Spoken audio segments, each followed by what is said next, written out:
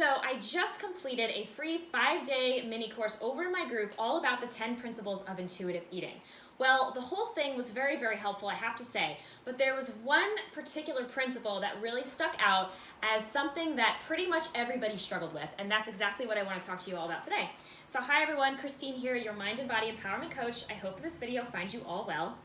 So, the 10 principles of intuitive eating, which were created by Elise Reich and Evelyn Tribole, okay? The principle that I'm specifically talking about today is number 3, which is all about making peace with food, okay?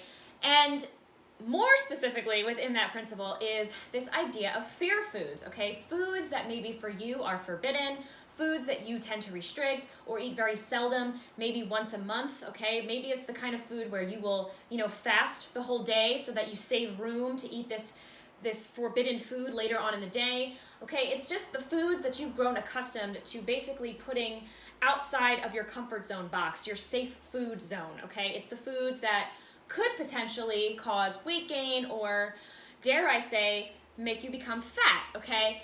Now, I say it so bluntly because really we have these fear foods, these forbidden foods, because of an internalized fat phobia. Now, I'm not judging anybody or criticizing anybody. It makes complete sense. It's because of our culture. It's because of the world that we live in. We have been programmed and conditioned to fear fat. Okay, also just gaining weight, right? We've been completely feared of those two things. And so this is why forbidden foods are a thing. This is why fear foods are a part of one of the principles. This is why they're a category, because they're so common for people to have, and I think sometimes we almost have them subconsciously. We don't even realize it, or unconsciously, okay? Because for so long, we've looked at a specific category or like a food group maybe, like sugar or dairy, or one specific kind of food for so long as like evil, bad, junk, unhealthy, I'm gonna gain weight if I eat that, I'm gonna gain weight if I look at it, that sort of, mindset, okay? And so we don't even realize we're doing it. So this was actually an exercise that Evelyn, in her most recent book, suggested to do, okay? So I did not come up with this exercise, but it's very helpful, and I actually shared it with everybody in the group.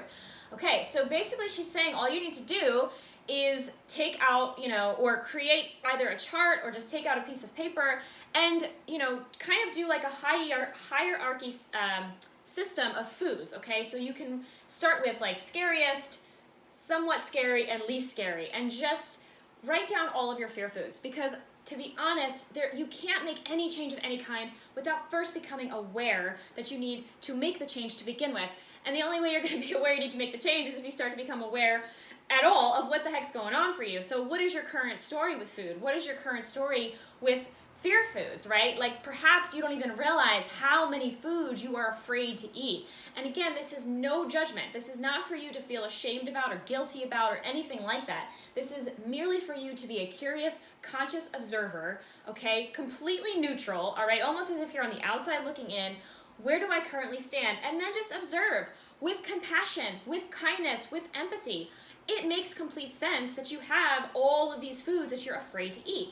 Totally makes sense. You're not alone. It's a collective issue, okay? So again, it all starts with awareness, and from that place, you can start to work, okay? It takes baby steps. This is not easy, okay? Depending on where you're at on your journey, this is really and truly not easy, so you have to be patient with yourself and be patient with the process, and when you're ready, you can start to tackle those fear foods, because that's the only way that you're gonna break all of these fears that surround them. Yes, there's other pieces to the puzzle, of course. It's not just about eating the food, but that's definitely a part of the whole process in order for you to get over this fear of these specific foods. So this is where I come in, everybody. This is what I do. This is what I help with women with the most, okay? So if you are looking for, first of all, if you're resonating with what I'm saying right now, and if you are looking for more support, or you're tired of having all of these foods in your life that you're afraid of, or maybe for you it then translates into, again, that fear of getting fat or of gaining weight, whatever it is for you, okay? If you struggle in any of those areas, definitely join my group. I have a free community right here on Facebook,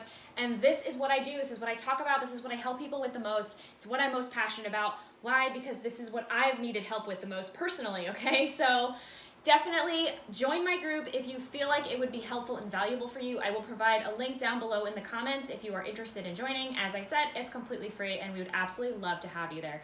So I hope that you found this all helpful. I wish you a fabulous week, and I'll talk to you again soon. Bye.